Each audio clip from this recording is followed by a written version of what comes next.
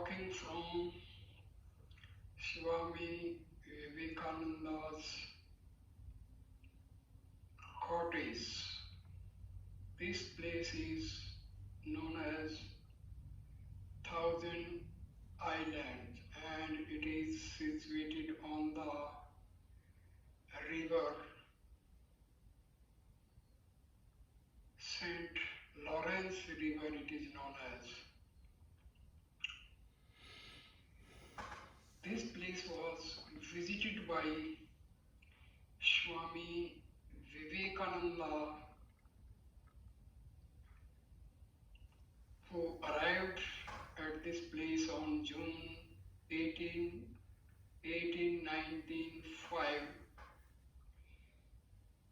He visited this place after attending the all-world religious parliament which was held in Chicago.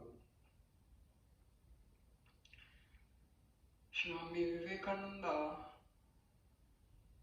after attending the all-world religions parliament, thought of staying in United States for some more time to spread the message of Hinduism and Sanatana Hindu religion to the people of the West.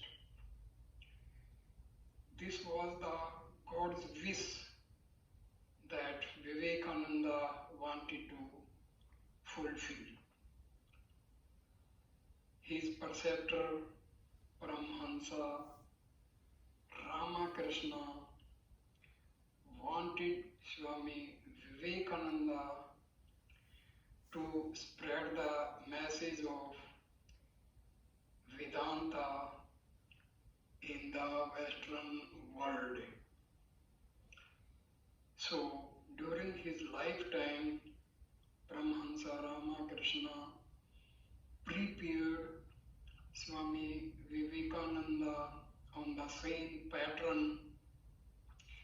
He gave him the spiritual powers earned by him in his lifetime.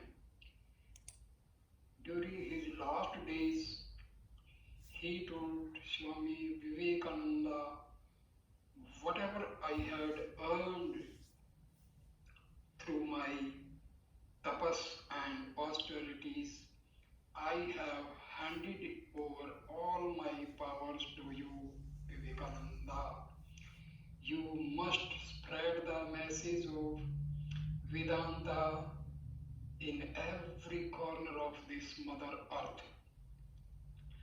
And Swami Vivekananda fulfilled his preceptors' all the wishes, and keeping this view in mind, he stayed in USA for more period.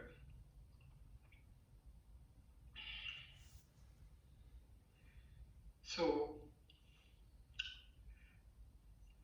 Swami Vivekananda arrived at the main dock of Thousand Island Park a century ago on June 18, 1895, and it was the wish of a divine wish so that he can fulfill the wishes of millions of people all over the world to know all about the Vedanta. He came to the park at the invitation of Miss Mary Elizabeth Dutcher, an artist and cottage owner who had attended his spiritual classes in New York City and was struck by his strength of purpose. In preparation for Swami Vivekananda's arrival, Miss Dutcher added a wing to her cottage for his comfort and privacy. The three-story Edison housed a guest room on Swami said he was at his best at Thousand Island Park. The ideas he refined and expressed there grew during the years that followed into institutions within India and elsewhere. Yet, this work would take hold upon Vivekananda's return to India in January 1897. He was denounced by some of his new social and humanitarian teaching, but welcomed by those who believed in him as the herald of a new age for his country. As he was back at home, his health was not in good condition, and he founded the Ramakrishna Mission in India. This mission was formed for realization of the truth, and this could be achieved through service to the humanity. He wanted to devote his whole time and improve the condition of India's masses. As India was under the Britishers, the condition was very bad. Britishers, they were taking all the earnings, all the wealth to England, and people in India, they were suffering at their hands. Their regime was full of tyranny. But Swamiji's health was not at all helping him, and he died at a very early age of 39 only. His main work was to spread the message of Hinduism throughout the world.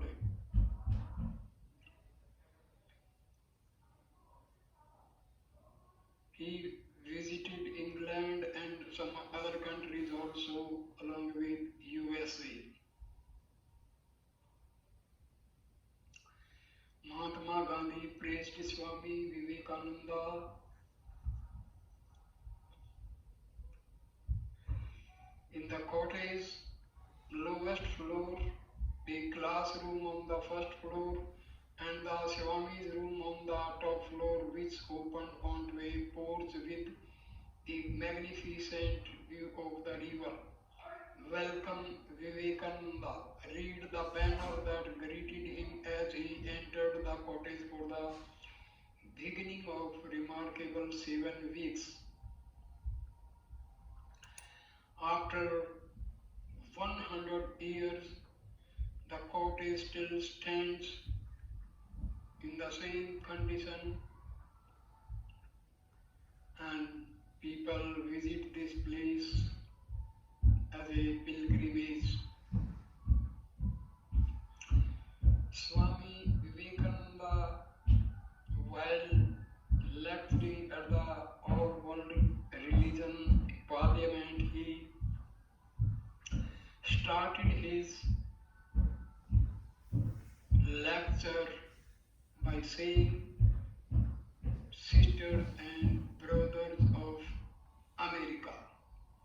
This one sentence was given a loud applause, and people of America, they liked Swami Vivekananda to their hearts. This young and remarkable philosopher monk, Swami Vivekananda, was only 32 years old at the time of his visit to the park, but he was already a celebrity in America. A follower of Sri Ramakrishna, a Hindu sage who preached the harmony of all religions and universality of truth. Vivekananda had arrived in the United States only 2 years earlier in June 1893. He had journeyed from India to Chicago at the urging of his fellow monks and admirers to represent Hinduism at the World Parliament of Religions. An unknown monk, he had not been invited to attend this convergence of all the words of faith, nor certainly to speak.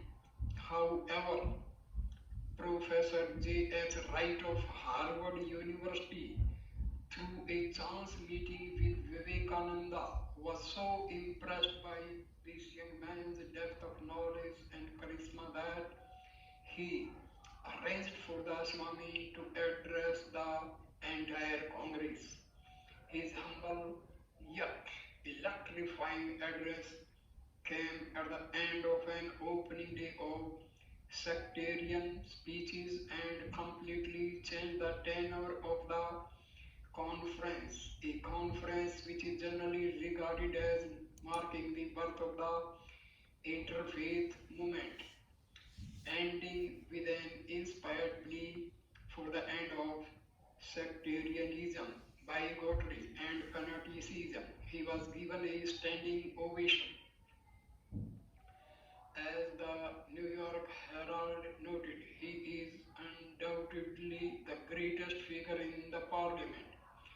A welcome retreat, exhausted by the nearly 2 strenuous years of lecturing throughout the US, Vivekananda was grateful to find refuge at Thousand Island Park. Here was a place that from its inception had encouraged the exchange of ideas in a setting conducive to contemplation and relaxation. The park was only 20 years old in 1895, yet it had already attracted enough people to form a community of 600 cottages. Its several thousand summer residents supported a program of recreation for both mind and body, attracting celebrated preachers and speakers as prominent as Susan B. Anthony and Frederick Douglass. Vivekananda, rejuvenated by the park, gathered his spiritual power to train the 12 students who followed him there.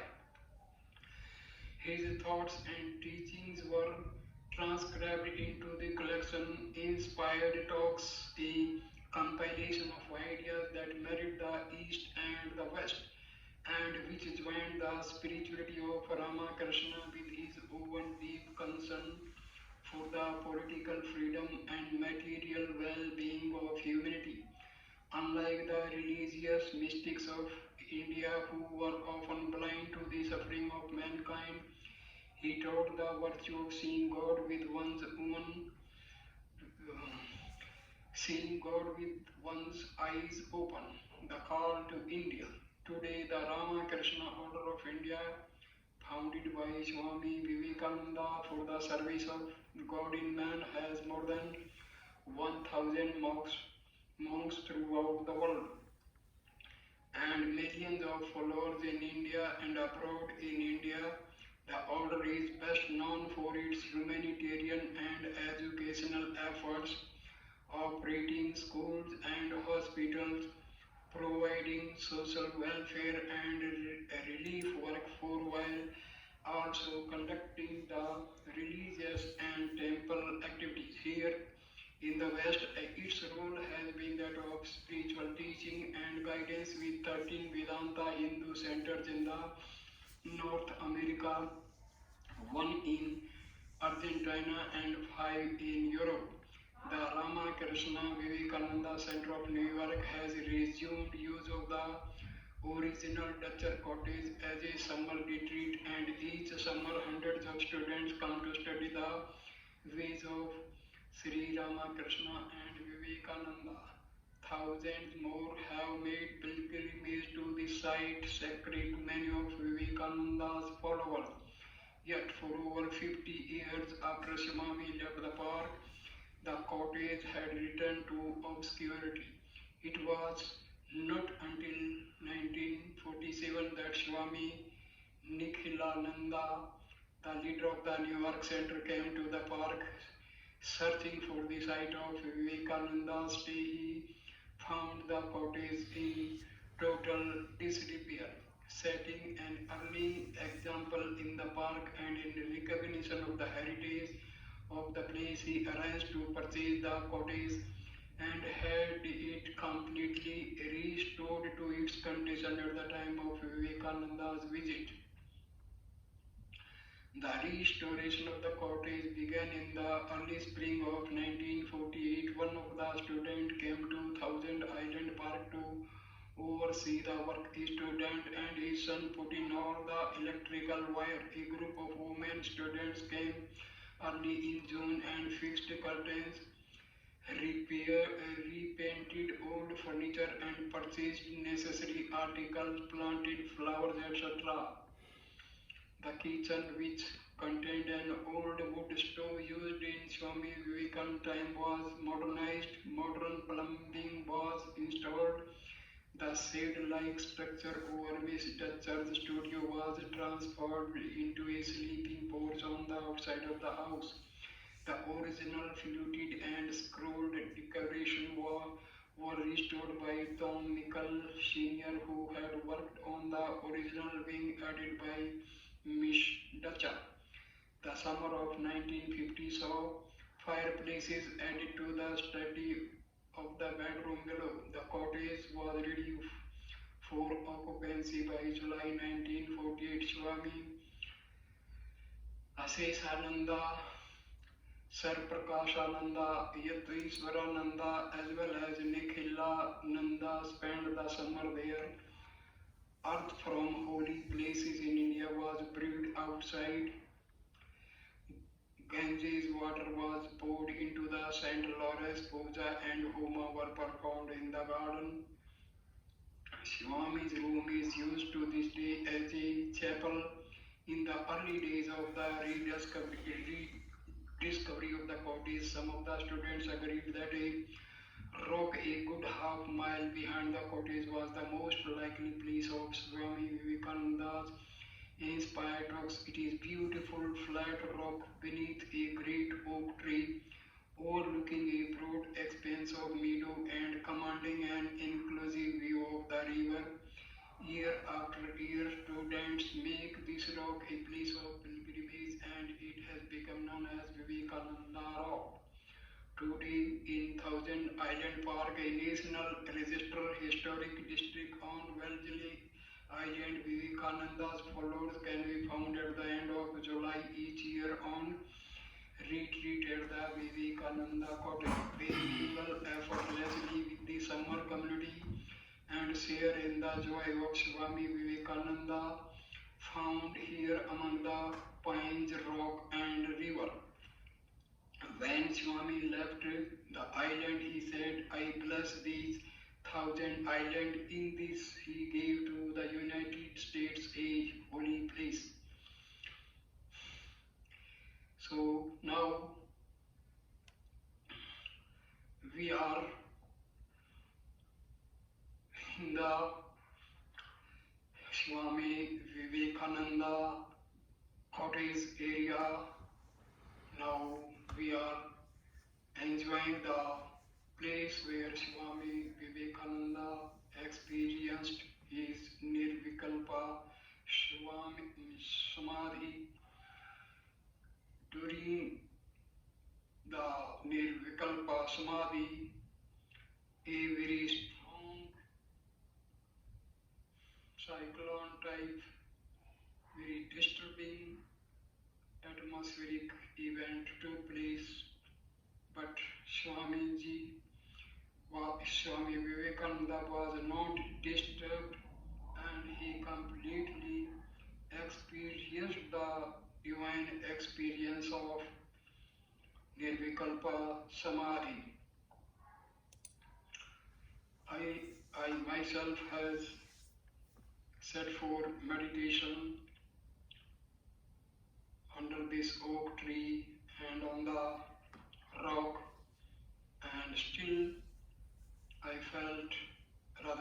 feeling spiritual vibrations generated and led by Swami Vivekananda hundreds of years ago. This place is very holy, full of spiritual vibrations. Every person who want to know the spiritual vibrations, they exist even after the sage leaves that place. You can come and experience this holy experience. This is a very, very unique place full of spiritual energy.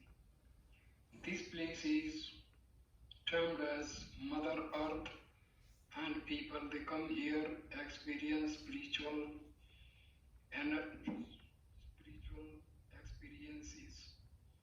So we have enjoyed our trip to Swami Vivekananda's cottage and rock.